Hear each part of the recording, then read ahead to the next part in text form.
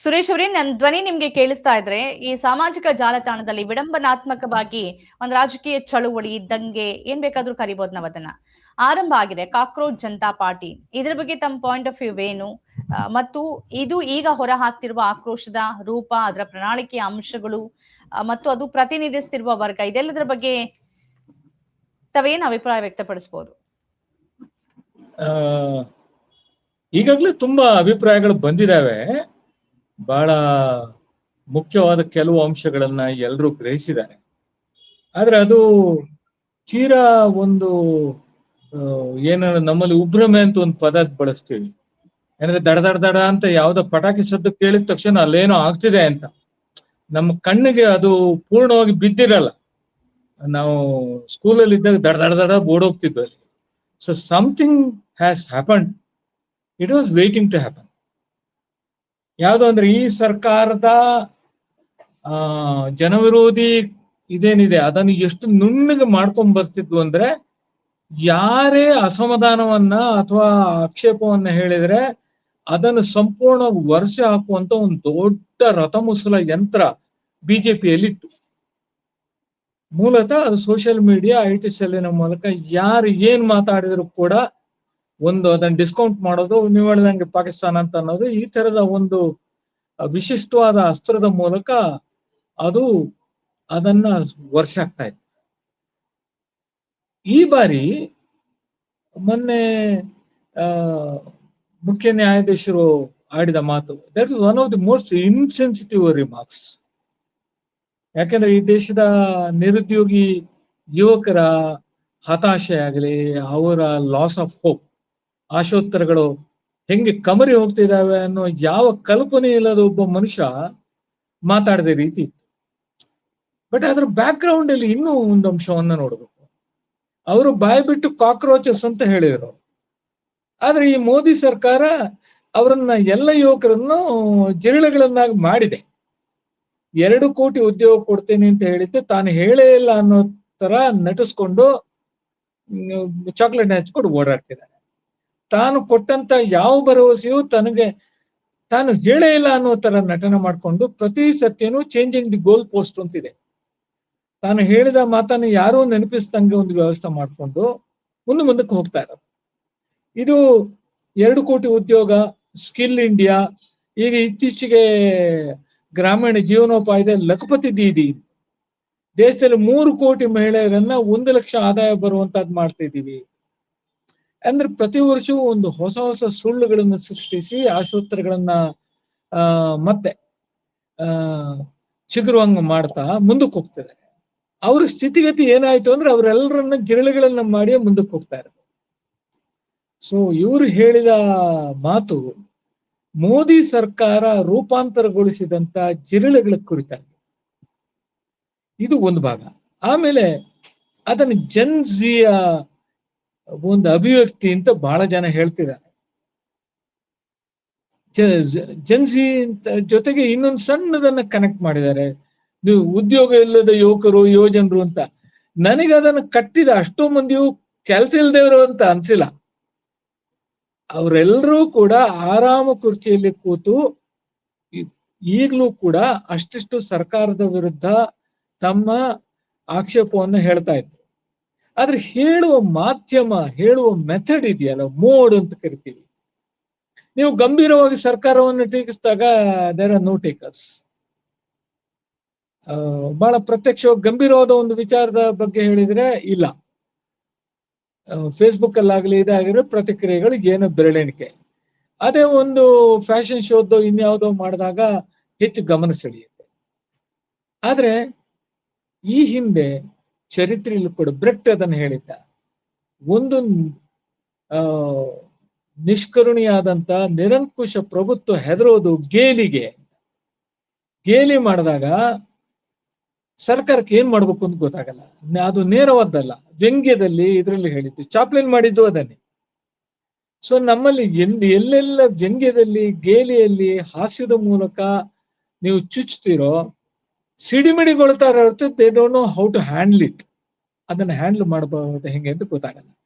So ಇದ್ದಕ್ಕಿದ್ದಂಗೆ ಇಷ್ಟು ವರ್ಷವೂ ಈ ಬೇರೆದು ಪ್ರಯತ್ನ ಪಡ್ತಾ ಇದ್ದಾಗಲೂ ಕೂಡ ತಲುಪದೇ ಇದ್ದಂತ, ಚುಚ್ಚದೇ ಇದ್ದಂತ ಒಂದು ಮಾಧ್ಯಮದ ವಿಧಾನ ಈ ಕಾಕ್ರೋಚ್ ಜನತಾ ಪಾರ್ಟಿಯ ಮೂಲಕ ದಕ್ಕಿದೆ.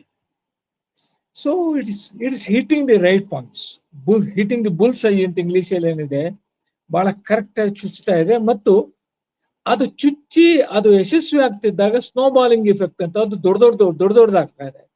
1.5 ಕೋಟಿಯಷ್ಟು ಫಾಲೋವರ್ಸ್ ಇದ್ದಾರೆ ಅಂತ ಹೇಳ್ತಾರೆ. ಪ್ರಾಯಶಃ ಅದು 2 ಕೋಟಿ 3 ಕೋಟಿಯಷ್ಟು ಏರ್ಬೋದು. ಆದ್ರೆ ಅದರ ಬಗ್ಗೆ ಬಹಳ ಮುಖ್ಯವಾದ ಆಕ್ಷೇಪ ಇರೋದು, ಇದು ಒಂದು ನೀರು ಗುಳ್ಳೆಯ ತರ ತಾತ್ಕಾಲಿಕವಾಗಿ ಮೇಲೆದ್ದು ಮತ್ತೆ ಅದು ನಿರಸನಗೊಳ್ಳಬಹುದು, ನಿಂತೋಗುತ್ತೆ. ಅದು 4-5 ದಿವಸ ಕಳೆದ್ಮೇಲೆ ಜನಕ್ಕೆ ಬೋರ್ ಆಗುತ್ತೆ, ಆದ್ರಿಂದ ನಿಂತೋಗ್ಬಿಡ್ಬೋದು. ಆದ್ರೆ ನಾನು ಗಮನಿಸೋದು, ಅವ್ರು ಯಾರು ಬೀದಿಗೆ ಬರುವ ಕಾರ್ಯಕರ್ತರಲ್ಲ, ಹೋರಾಟಗಾರರಲ್ಲ. ಸರಿ, ಸುರೇಶ್ ಕಂಚಲ್ಪಣಿ ಅವರೇ, ಓಕೆ,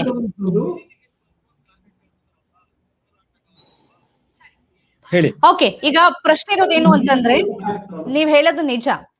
ಒಂದ್ ಕಡೆಯಲ್ಲಿ ಇವರನ್ನ ವಿದೇಶಿ ಷಡ್ಯಂತ್ರಿಗಳು ಮತ್ತು ವಿದೇಶದ ಕೈವಾಡ ಇದೆ ಅಂತ ಬೇಕಂತಲೇ ಇದನ್ನ ಸೈಡ್ ಲೈನ್ ಮಾಡುವ ಪ್ರಯತ್ನವನ್ನ ಮಾಡ್ತಿರೋದ್ರಿಂದ ಅದಕ್ಕೆ ಇದು ತುತ್ತಾಗತ್ತಂದ್ರೆ ಅವರ ಎಂದಿನ ಸ್ಟ್ರಾಟಜಿ. ಏನೇ ವಿರೋಧಗಳು ವ್ಯಕ್ತ ಆದ್ರೂ ಕೂಡ ಅದನ್ನ ವಿದೇಶದ ಜೊತೆಗೆ ಜೋಡಿಸೋದು, ಪಾಕಿಸ್ತಾನವನ್ನ ಲಿಂಕ್ ಮಾಡೋದು, ಅದು ಒಂದು ಭಾಗ ಆಗುತ್ತೆ.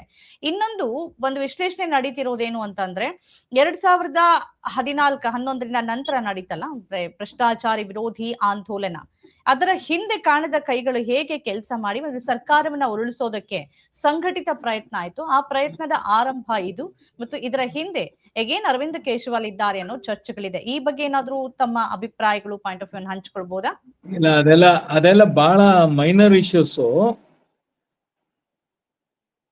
UPA ಸರ್ಕಾರದ ವಿರುದ್ಧ ಬಹಳ ದೊಡ್ಡ ಮಟ್ಟದ ಪಾರಂಪರಿಕ ಸಾಂಪ್ರದಾಯಿಕ ಹೋರಾಟಗಳನ್ನ ಸಂಘಟಿಸಿದಾಗಲೂ ಯಾವುದೇ ಫಲ ಕಾಣದೇ ಇದ್ದಾಗ ಅಣ್ಣಾ ಹಜಾರೆಯ ಅದು ಸಾಂಪ್ರದಾಯಿಕವೇ, ಆದ್ರೆ ಆ ಹೋರಾಟ ಇಡೀ ದೇಶದ ಇಟ್ ಕಾಟ್ ದಿ ಇಮ್ಯಾಜಿನೇಷನ್. ಅದ್ರ ಹಿಂದೆ ಎಲ್ಲರೂ ಸೇರ್ಕೊಂಡಿದ್ದಷ್ಟೇ ಹೊರತು ಅದನ್ನ ಉಳಿದವರು ಕಟ್ಟಿದ್ರು ಅಂತ ನನಗೆ ಈಗಲೂ ಅನ್ಸಲ್ಲ. ಅದು ಯಾವತ್ತೂ ಕೂಡ, ಈಗ ಗಾಂಧಿ ಸ್ವಾತಂತ್ರ್ಯ ಹೋರಾಟದ ಕೂಡ ಯಾರ್ಯಾರು ಕಳ್ಳರು ಕಾಕರು ಸೇರ್ಕೊಂಡಿದ್ದಾರೆ, ಅವರು ಅದರ ಫಲಾನುಭವಿಗಳು ಆಗಿದ್ದಾರೆ. ಆದ್ರಿಂದ ಅದನ್ನ ಬಳಸ್ಕೊಂಡಾಗ ಭಾಜಪ ಬಹಳ ದೊಡ್ಡ ಪ್ರಮಾಣದಲ್ಲಿ ಅದರ ಏನು ಕೊಯ್ಲು ಮಾಡಕ್ ಸಾಧ್ಯ ಆಯ್ತು. ಉಳಿದ ಪಕ್ಷಗಳಲ್ಲಿ ಕಥಕಾಯ್ತಿದ್ರೆ ಅಲ್ವಾ?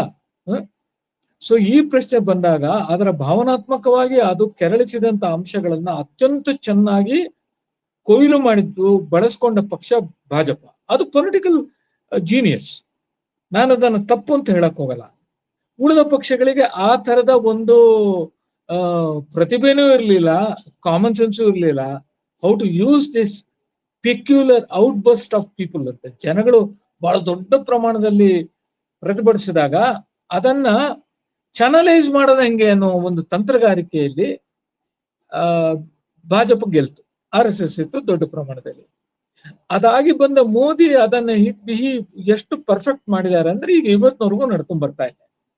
ನೀವು ಹೇಳಿದಂತ ಷಡ್ಯಂತ್ರ ಇತ್ಯಾದಿಗಳು ಈ ಕಾಕ್ರೋಚ್ ಚಳವಳಿಯಲ್ಲಿ ಯಾಕೆ ನಡೆಯಲಾರದು ಅಂತಂದ್ರೆ, ಅಣ್ಣಾ ಹಜಾರೆ ಮಾಡಿದಾಗ ಅದು ಅತ್ಯಂತ ಕೇಂದ್ರೀಕೃತವಾದ ಒಂದು ಸ್ಪೆಕ್ಟಕಲ್. ದೆಹಲಿಯಲ್ಲಿ ನಡೆದ ಒಂದು ಸರ್ಕಸ್, ಒಂದು ದೊಡ್ಡ ರಥೋತ್ಸವನ ಇನ್ಯಾವುದೋ ಇದ್ದಂಗೆ ಅದು ಕಣ್ಣಿಗೆ ಕಾಣ್ತೇವೆ, ಮಕರ ಬೆಳಕು ತರ ಎಲ್ಲರ ಕಣ್ಣು ಅಲ್ಲಿತ್ತು. ಕಾಕ್ರೋಚ್ ಅನ್ನೋದು ನಿಧಾನಕ್ಕೆ ಅತ್ಯಂತ ಡಿಸೆಂಟ್ರಲೈಸ್ಡ್ ಆದಂತ ಒಂದು ಗೆರಿಲ್ಲಾ ತಂತ್ರಗಳ ಮೂಲಕ ಕಲ್ಲೆಸೆಯುವಂತ ಒಂದು ಚಳವಳಿಯಾಗಿ ಮಾರ್ಪಾಡಾಗಬಹುದು. ಆದ್ರಿಂದ ಅದನ್ನ ಇವರು ಹತ್ತಿಕ್ಕಕ್ಕೆ ಸಾಧ್ಯನೇ ಇಲ್ಲ. ಈಗ ನಾನು ಉದಾಹರಣೆ ಕೊಡೋದನ್ನ, ದಕ್ಷಿಣ ಕನ್ನಡ ಅಲ್ಲಿ ಕೆಲವರು ರೀಲ್ ಮಾಡ್ತಿರ್ತಾರೆ. ಆ ರೀಲ್ ಯಾವುದು ಅಂದ್ರೆ, ಪಶ್ಚಿಮದಲ್ಲಿ ಈಗಾಗಲೇ ಬಂದಿರುವ ರೀಲ್ಗಳ ಕಾಪಿ ಮಾಡ್ತಾ ಇದ್ದಾರೆ, ಪರಸ್ಪರ ಕಾಪಿ ಹಿಂದಿಯಿಂದ. So consistently this is copied and performed across India in various levels. So ಆದ್ರಿಂದ ಇದು ಕೇಂದ್ರೀಕೃತವಾದಂತ ಒಂದು ದೃಶ್ಯ ಅಲ್ಲ, ಒಂದು ಪರ್ಫಾರ್ಮೆನ್ಸ್ ಅಲ್ಲ, ಒಂದು ಪ್ರದರ್ಶನ ಅಲ್ಲ. ಇದು ಅತ್ಯಂತ ವಿಕೇಂದ್ರೀಕೃತವಾಗಿ ಯಾರ್ಯಾರು ಬಳಸ್ಬೋದು ಅವರೆಲ್ಲರೂ ಮಾಡಕ್ ಶುರು ಮಾಡಿದ್ದಾರೆ. ಇದು ಒಂದು ಭಾಗ. ಬಹಳ ಮುಖ್ಯವಾದ ನಾವು ಏನೆಲ್ಲ ಬಹಳ ಪ್ರಾಜ್ಞರು ಪ್ರಗತಿಪರರು ಕೂಡ ವ್ಯಕ್ತಪಡಿಸುವ ಸಂಶಯಗಳನ್ನ ಅವರು ತಮ್ಮ ಬಗ್ಗೆ ತಾವೇ ತಮಾಷೆಯಾಗಿ ಹೇಳ್ಕೊಂಡ್ಬಿಟ್ಟಿದ್ದಾರೆ. ಯಾರು ಮೆಂಬರ್ ಆಗ್ಬೋದು ಅಂದ್ರೆ ಸೋಮಾರಿ ಅಂತಾರ ಅವರು. ಗಂಟೆಗಟ್ಲೆ ಏನು ಕೆಲಸವಿಲ್ಲದೆ ಕೂತಿರೋರು ಇದರ ಸದಸ್ಯರಾಗ್ಬೋದು ಅಂತಾರೆ. ಅಂದ್ರೆ ಅವ್ರಿಗೆ ತಾವು ಮಾಡ್ತಾ ಇರೋದ್ರ ತಾಂತ್ರಿಕ ಮಿತಿಗಳು ಬಹಳ ಚೆನ್ನಾಗಿ ಗೊತ್ತು. ಈ ಮಿತಿಯ ಕಾರಣಕ್ಕಾಗಿ ಅದು ಪಕ್ಕನೆ ನಿರಸನಗೊಳ್ಳಕ್ ಸಾಧ್ಯ ಇಲ್ಲ. ಇದು ಒಂದು ಭಾಗ. ಬಹಳ ಮುಖ್ಯವಾಗಿ ನನಗೆ ಕಾಣಿಸೋದು ಅಂದ್ರೆ ಇವ್ರು ಯಾರು ಬೀದಿ ಹೋರಾಟದಲ್ಲಿ ಬರಲ್ಲ. ಇವರೆಲ್ಲರೂ ಕೂಡ ಇದ್ರಲ್ಲಿ ಕೂತ್ಕೊಂಡು ಪ್ರೊಬಬ್ಲಿ ಮಿಡ್ಲ್ ಕ್ಲಾಸ್ ಹುಡುಗರು. ಅವ್ರ ಕೆಲಸವಿಲ್ಲದೆ ನಿರುದ್ಯೋಗಿಗಳಂತ ನನಗೇನು ಅನ್ಸಿಲ್ಲ ಅವ್ರನ್ನ ನೋಡಿದ್ರೆ. ಯಾಕಂದ್ರೆ ಆ ಇಂಗ್ಲಿಷ್ ಬಹಳ ಚೆನ್ನಾಗಿದೆ, ಅವರ ರೈಟಿಂಗ್ ತುಂಬಾ ಸೊಗಸಾಗಿದೆ. ಆದ್ರೆ ನಮ್ಮಲ್ಲಿ ಗಣೇಶ ಹಬ್ಬಕ್ಕೆ ಪೆಂಡಾಲ್ ಕಟ್ಟೋದ್ರಿಂದ ಹಿಡಿದು ಸಿನಿಮಾ ಸ್ಟಾರ್ಗಳಿಗೆ ಸ್ಟಾರ್ ಕಟ್ಟೋದ್ರಿಂದ ಹಿಡಿದು ರಾಜಕಾರಣಿಗಳ ಮೆರವಣಿಗೆಗೆ ಬರೋ ಯುವಕರು ಇದಾರಲ್ಲ, ಆ ಯುವಕರು ನಿಜವಾದ ನಿರುದ್ಯೋಗಿಗಳು. ಅವ್ಕ್ ಏನು ಕೆಲಸವಿಲ್ಲದೆ ಮೈಂಡ್ ಆ ಕಡೆ ಇದೆ. ಆದ್ರೆ ನೆನ್ಪಿಟ್ಕೋಬೇಕು, ಆ ಹುಡುಗರೆಲ್ಲ ತಮ್ಮ ಬಿಡುವಿನಲ್ಲಿ ರೀಲ್ ನೋಡೋದು ಬಿಟ್ರೆ ಇನ್ನೇನು ಮಾಡ್ತಾ ಇಲ್ಲ. ಅವ್ರಿಗೊಂದು ಫೇಸ್ಬುಕ್ ಅಲ್ಲಿ ಒಂದು ಪೋಸ್ಟ್ ಹಾಕಕ್ ಬರಲ್ಲ.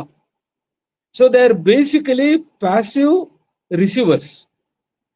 ನಾನು ಗಮನಿಸ್ತಾ ಇರೋದು ಈ ಪ್ಯಾಸಿವ್ ರಿಸೀವರ್ಸ್ ಎಲ್ಲ ಕಾಕ್ರೋಚ್ ಜನತಾ ಪಾರ್ಟಿಯ ಮೀಮ್ಸ್ ಮತ್ತು ಗೇಲಿಯ ಇದೇನಿದೆ ಅದಕ್ಕೆ ಫಿಕ್ಸ್ ಆಗ್ಬೋದು. ಯಾವುದೇ ರೀತಿಯ ಒಂದು ಭ್ರಮೆ ನಮ್ಮ ಬಹಳಷ್ಟು ಪ್ರಗತಿಪರರಿಗಿದೆ. ಆದ್ರೆ ಅದು ಅತ್ಯಂತ ಅನಿರೀಕ್ಷಿತವಾದ ಮೂಲಗಳಿಂದ ಹುಟ್ಟಿರುವುದು ಚರಿತ್ರೆಯಲ್ಲಿ ಕಾಣಿಸುತ್ತೆ. ಉದಾಹರಣೆಗೆ ಇಂದಿರಾ ಗಾಂಧಿಯ ವಿರುದ್ಧದ ದೊಡ್ಡ ಚಳವಳಿ ಹುಟ್ಟಿದ್ದು ಹಾಸ್ಟೆಲ್ ಊಟ ಸರಿ ಇಲ್ಲ ಅಂತ ಅಹಮದಾಬಾದಲ್ಲಿ, ಆಮೇಲೆ ಸ್ನೋಬಾಲ್ ಆಯ್ತು. ಸೊ ಇದು ಅತ್ಯಂತ ಪರಿಪೂರ್ಣವಾದಂತ ಸೈದ್ಧಾಂತಿಕ ನೆಲೆಯಲ್ಲಿ ಆಗತ್ತೆ ಅಂತ ನಾವು ಕಾಯ್ಕೊಂಡು ಕೂರೋ ಬದಲು ಇದು ಪರಿಣಾಮ ಬೀರೋದು ನಾನೀಗ ಹೇಳಿದೆ ಎರಡನೇ ವರ್ಗದ ನಿರುದ್ಯೋಗಿಗಳಿದಾರಲ್ಲ ಅವ್ರ ಮೇಲೆ. ಅವರನ್ನ ನಾವು ಆ ಬೀದಿಗಳಲ್ಲಿ ಹಿಡಿದು ಅವರ ಅಸಂತೃಪ್ತಿ ಹತಾಶೆಗೆ ನೈಜ ಕಾರಣಗಳನ್ನ ಕೊಡೋದಂಗೆ ಅಂತ ನೋಡ್ಬೇಕು. ಇನ್ನೊಂದು ಅಂಶ ಏನು ಅಂದ್ರೆ ಇದು ಈಗ ಕಾಂಗ್ರೆಸ್ ಜನತಾ ಪಾರ್ಟಿ ಎದ್ಬಿಟ್ಟಿದೆ. ಮಳೆಗಾಲ ಶುರುವಾಗಲಿ ಕೆಳಗಡೆಯಿಂದ ಭೂಕಂಪ ಹುಟ್ಟುತ್ತೆ. ರೈತರಿಗೆ ಇವತ್ತು ಬಂದಿದೆ, ಒಬ್ಬ ರೈತನಿಗೆ ತಿಂಗಳಿಗೆ 1 ಮೂಟೆಯಷ್ಟು ಯೂರಿಯಾ ಕೊಡ್ತೀವಿ ಅಂತ. ರಸಗೊಬ್ಬರದ ಪೂರೈಕೆನೆ ಸಂಪೂರ್ಣವಾಗಿ 20% ಇಳಿದ್ರೆ ರೈತರ ಆಕ್ರೋಶವನ್ನ ತಡೆಯಕ್ ಸಾಧ್ಯ ಇಲ್ಲ. ಅದ್ರ ಜೊತೆಗೆ ಎಲ್ನಿನೋದಂತ ಒಂದು ದೊಡ್ಡ ಪ್ರಮಾಣದ ಬರವನ್ನು ತರುವಂತ ಪ್ರಾಕೃತಿಕ ವಿಕೋಪ ಈ ಭಾರತಕ್ಕೆ ಹೊಡೆದ್ರೆ ಕೇಂದ್ರ ಸರ್ಕಾರದ ವಿರುದ್ಧ ಆಕ್ರೋಶ ಈ ಕಾಕ್ರೋಚ್ ಜನತಾ ಪಾರ್ಟಿಯ ಜೊತೆ ಎರೆಹುಳು ಇದೆಯಲ್ಲ ನಮ್ಮ ರೈತರು, ಅವರ ಆಕ್ರೋಶವು ದೊಡ್ಡ ಪ್ರಮಾಣದಲ್ಲಿ ಸೆಪ್ಟೆಂಬರ್ ಕಾಯ್ಬೇಕಾಗಿಲ್ಲ. ಗೊಬ್ಬರ ವಿತರಣೆಯಲ್ಲಿ ದೇಶಾದ್ಯಂತ ರಕ್ತಪಾತ ಆಗತ್ತೆ, ರೈತರ ಹೆಣ ಬೀಳುವಷ್ಟರ ಮಟ್ಟಿಗಿನ ಒಂದು ಪ್ರತಿಭಟನೆ ಹೇಳೋದು ಗ್ಯಾರಂಟಿ. ಈಗ ಇವತ್ತೇ ಒಂದು ನೋಟಿಸ್ ಬಂದಿದೆ. ಅದು ಗೊಬ್ಬರ ತಿಂಗಳಿಗೆ ಒಬ್ಬ ರೈತನಿಗೆ 1 ಮೂಟೆ ಯೂರಿಯಾ ಕೊಡ್ತೀನಿ.